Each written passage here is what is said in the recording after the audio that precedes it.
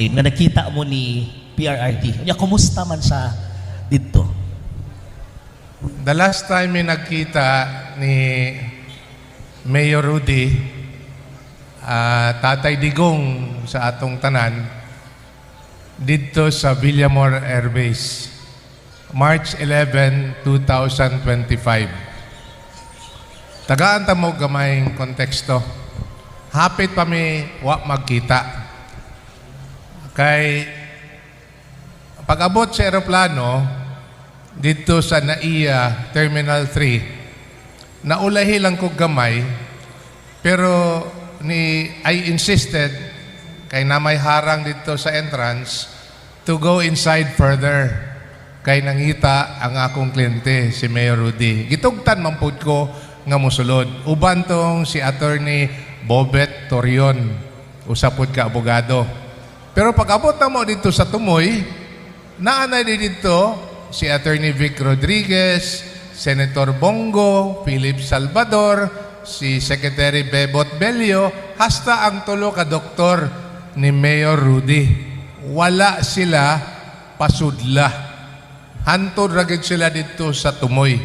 And then we insisted that we would like to see our client, and I also insisted on behalf of the 3 doctors of Mayor Rudy to get into the plane para ma-medically or ma-clinically examine siya. Pero ang among tanang hangyo, wala tugta. So nahitabo, nga nay kasika sa gawas sa airport kung asa mi, dito na lang namo naibawaan nga gidala na siya dito, gisakay na siya dito sa police bus. And then we asked where he was supposed to be brought. And then we were told, iadto siya sa Villamor Air Base. So katong pag-adto namo, giapas namo sa Villamor Air Base. Nakasulod ang tulo ka doktor kay abtik man tong tulo ka doktor ni Mayor Rudy. Abtik po tong akong gisakyan nga sakyanan, nakasulod po mi. Apan naaday sila'y plano nga supposed to be ang ila lang ipasulod dito sa Villamor, akatong grupo nila Mayor Rudy nga gikan sa Hong Kong. Wala na ilain. Apan nakasulod lang gihapon mi. Pero sila Senator Bongo, sila Attorney Bebot Torion, Attorney Bobet Torion, si Attorney Vic Rodriguez, ug uban pa, wa nakasulod. Kay wa gid sila pasudla. Mao deto ang plano. So that was the last time I saw him. We stayed with him until the very end nga nilupad ang eroplano pagka alas 11, hapit na alas 11 sa gabi. Katong pag-insist ninyo, attorney, to enter nga mosulod, what was the reason na gihatag sa inyo hanga nung wa mo pasudla? Were you given reasons why you are not allowed to see the former president? Wala mi taga-igrason nga nung dili mi pasudlon dito pa lang sa Terminal 3. Nakalusot lang mi dito sa Villamor, pero wala po taga-igrason ang katong nahabilin sa gawas. Katong mga sila Senator Bongo, sila Vic Rodriguez, nga nung wa po sila pasudla, even if they insisted to get in. Could you just imagine a sitting senator of the Republic of the Philippines, si Senator Bongo, bisan unsaon niyag apila sa police authorities, wala siya pasudla sa Villamor Air Base. And later that day, niabot si VP Sara, ay sitting Vice President of the Republic of the Philippines, bisan pa og iyang apila, wala gyapon siya tugta. Kumangutana mo, ang akong tubag, moto ang iyong tema tong niaging Domingo, ambot ngano. Sige, nagstorya ang ating the arrest of former President Duterte, no, ni Tatay Digong. Mamagini pangutan na permit attorney, was the arrest legal ba ang pag-arrest mo kay former President Rodrigo Duterte? Ako nang itubag sa ingani nga pamaagi. Kabalo naman ta nga gipalupad siya sa Hague. Kamo nga gabiyahe gawas sa nasod, kinahanglan mo og duha ka butang, passport ug visa. Okay? Passport o visa. Ang tuwa dito, sa akong naibawaan lang ha, sayop man siguro ko, pero sa akong naibawaan mo, ang tuwa sa eroplano, duha ka CIDG, usa ka envoy, kato si Marcos Lacanilaw, ug upat kabuok, si E.S. Miljaldea, ang iyang nurse, kato iyang personal assistant si Romy, ug si PRRD, si Tatay Digong. Silang tanan, except Ambassador Lacanilaw, walay visa. Mangambot na lang pud ka, nganong gipalupad sa sugo ni General Torre. No? Kay iyahamang ko na tong mission. No?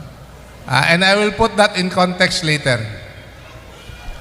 Nganong gipalupad nga walay visa ang mga pasahero.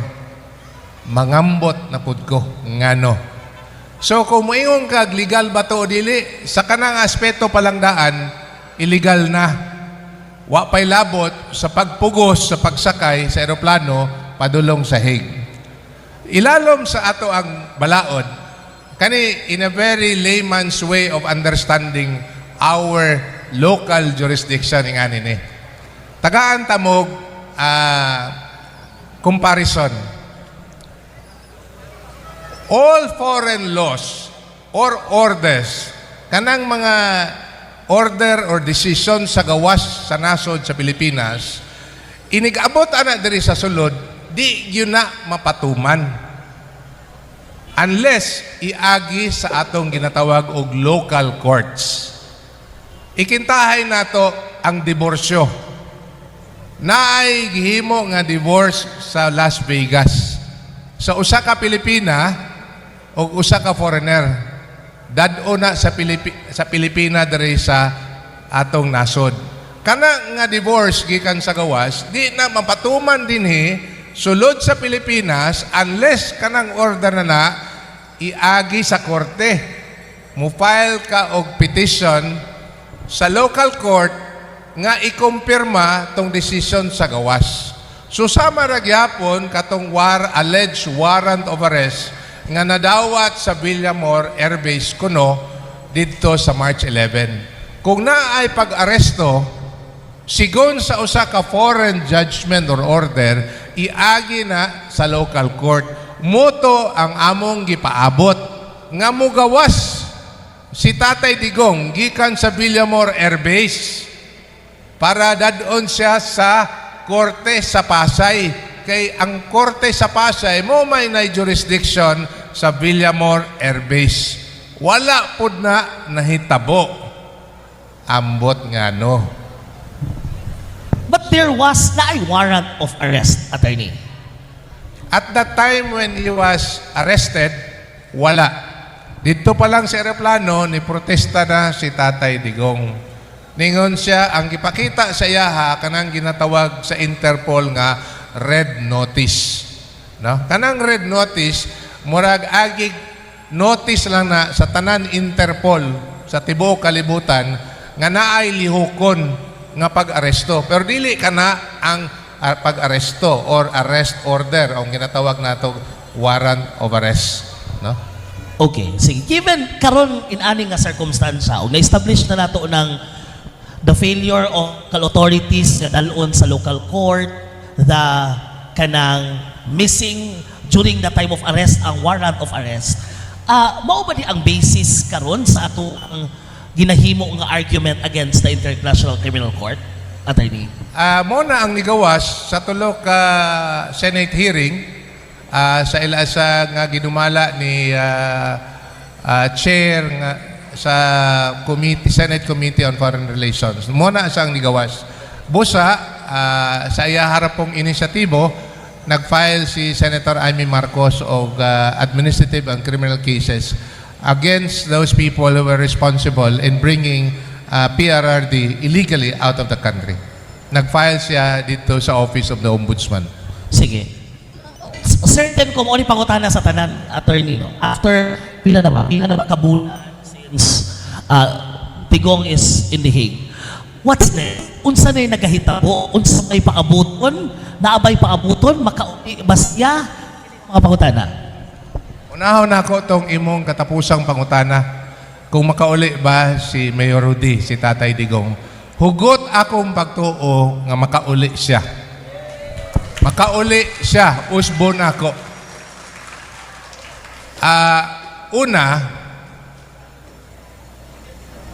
Unahon ako ang the recent event.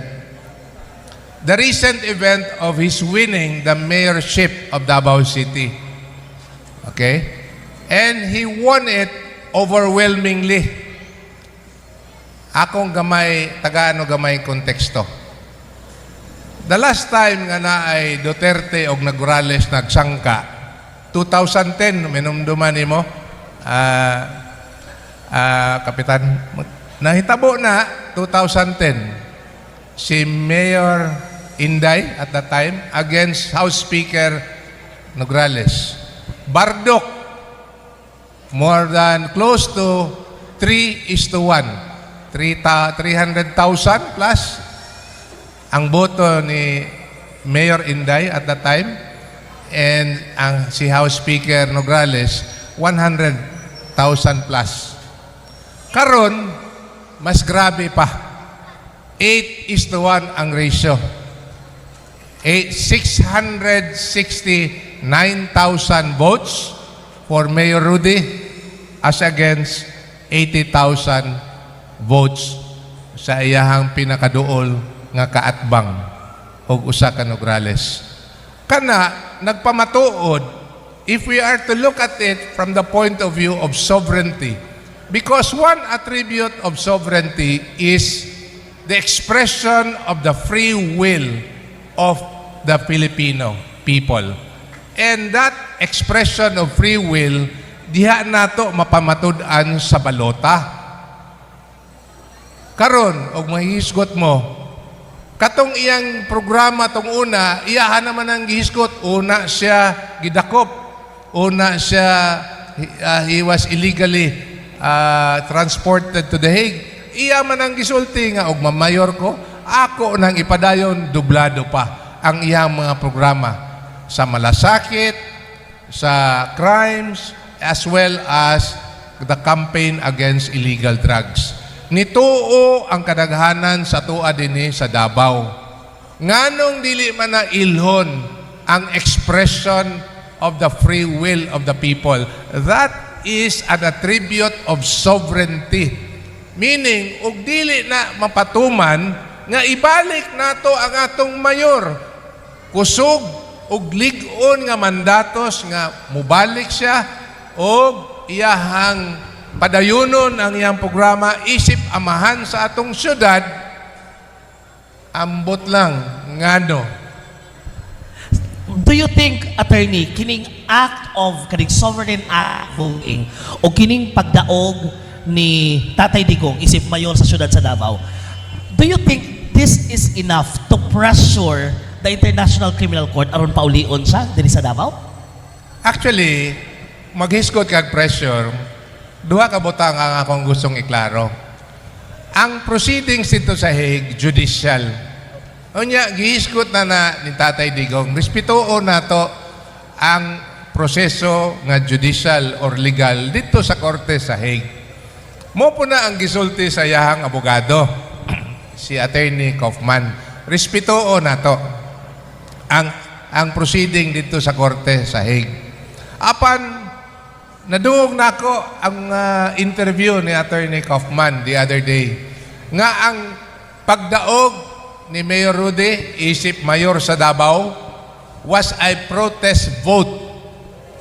Dili lang to pag-auhag sa mga tao nga gusto pa nato o pag-ila nga gusto pa nato si Mayor Rudy mahimong mayor o mudumala sa atong syudad, kundili atong gipaila nga wala ta ni angay sa gibuhat nila sa yaha nga pagdala dito sa Hague.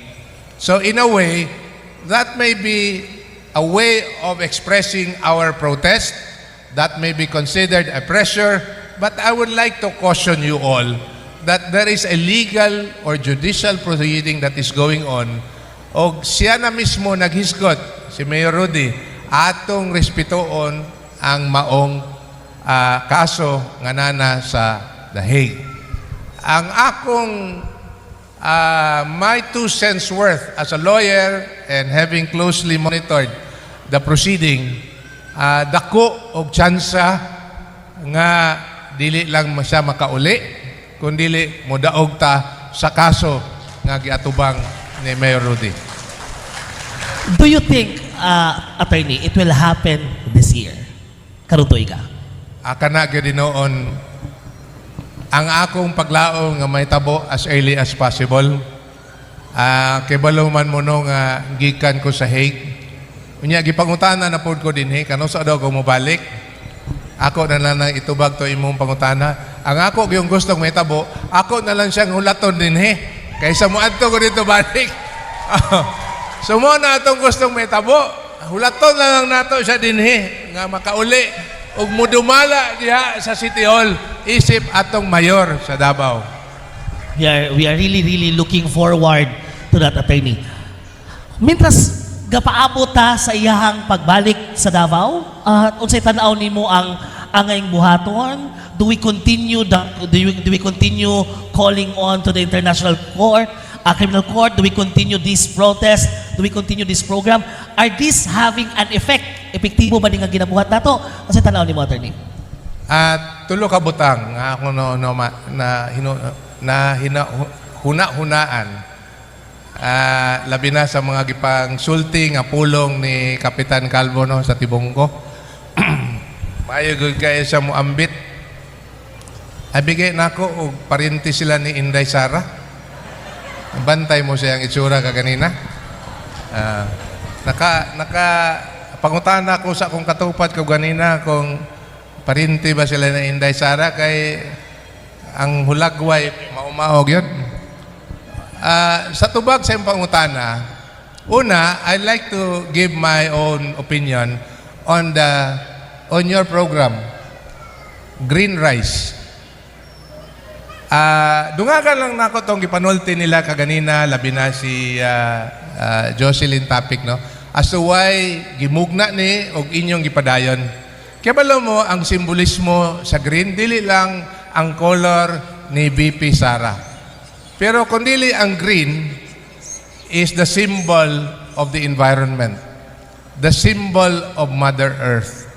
Unya dili gina mulambo ang Mother Earth, no? O dili nato kinaiyahan, dili nato maprotektaan, mapalambo, kung dili nato itanom ang liso sa atong pagtuo o sa atong kusog nga pagduso sa atong mga pagtuo, governance as well as principally for Tatay Digong, for Mayor Rudy to come home. No? And I think that is a very good symbolism, kanang green nga color. So ipadayon na siya. Kung imo kong pangutanon, I would ask you to continue doing what you are doing. Ikaduha,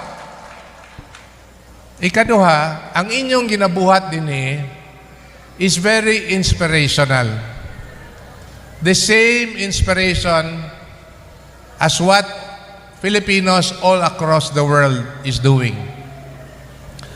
Kibalo mo, muambit lang ko gamay. May tungod ni Ana. When I went to The Hague, I was invited, and it was out of wala to sa plano. I was invited to talk the following day. And I did not know nga grabe pagdaig sa mga Pilipino, dili lang kay Tatay Digong, kay Mayor Rudy, kundili ang pagdaig sa ilahang pagka-Pilipino. And that's the reason why when I spoke the following day, I have to say this nga, all of you, ang Pinoy is anywhere and everywhere. And anywhere and everywhere you are always proud to be Pinoy. Proud to be Pinoy. And that makes you proud as well nga naa mo dinhi. Ngano man, naamoy kausa. Ang kausa na dili na gikan diri. Gikan na diri sa kasing-kasing. Mas kusog na nga kausa kung gikan sa dugahan ang atong ginabuhat. And that's the reason why og imong tanawon matingala lang ko. Asa man day kagikan, ma'am? Gikan ko sa Switzerland. 2 hours by plane. Ha? Unsay mong giari diri? Makigambit o makigduyog dito sa Duterte Park uban sa may. Ikaw, ma'am, asa kagikan? 3-4 hours by plane to Italy. Unsa mo kadaw gaya diri, ma'am? Muli ra pud may pagkahuman. Ha? Ako matingala. Nga muarto lang yun dito, magpakita, muambit, and to be united with the Filipinos there. And that is something that you treasure as Filipinos. Kunya, nakaingon ko sa kong kagalingon, na usa ka tawo nga nakaauhag sa ato ang pagka-garboso sa ato ang pagka-Pilipino.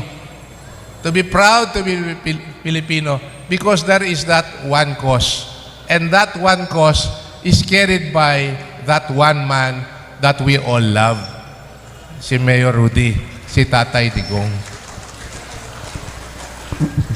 I will put that in the context of government policy.